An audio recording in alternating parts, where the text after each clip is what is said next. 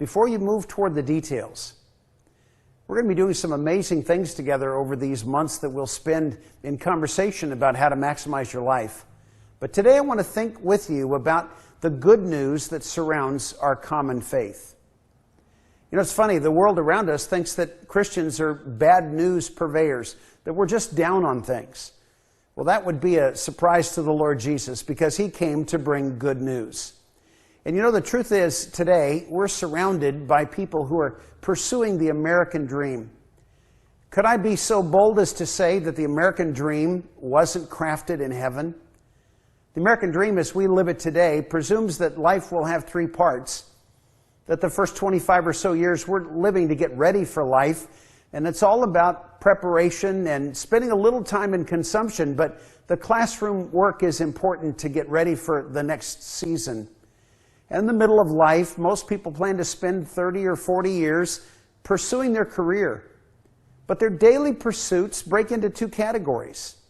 They tend to live life in consumption mode, and then they spend a little bit of time getting ready for what's to come. Consumption is our way of life. Our role in the economy is as consumers. And most people end every year of their life having nothing to show for the year just spent. They're spending their life. They have aspirations to make an impact, but the reality is that the American model presents a third period of life that is all about consumption. We call it a bucket list. It's delayed agendas. It's things that we always wanted to do, but we didn't have the time and the money. And so retirement in the American model is a 25 or 30-year period when we plan to increase our consumption, all the while leaving the question of eternity out of our planning. I want to suggest to you that our American way of life, even for Christians, proposes that a life well spent is a life that maximizes consumption in this life.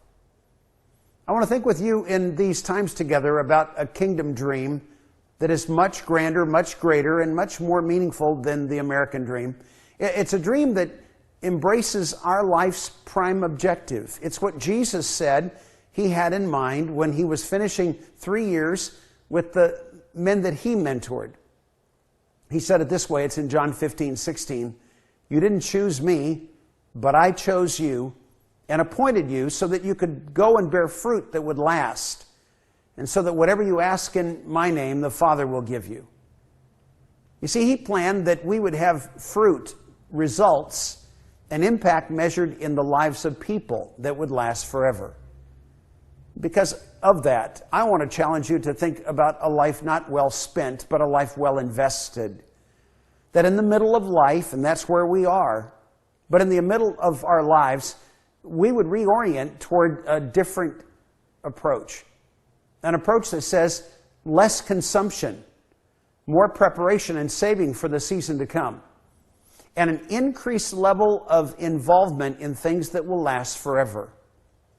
We're going to call that your calling. And when you do that, it opens the door to a future that says, I want life to happen under my control, not under the demand of others and the demand of my consumption.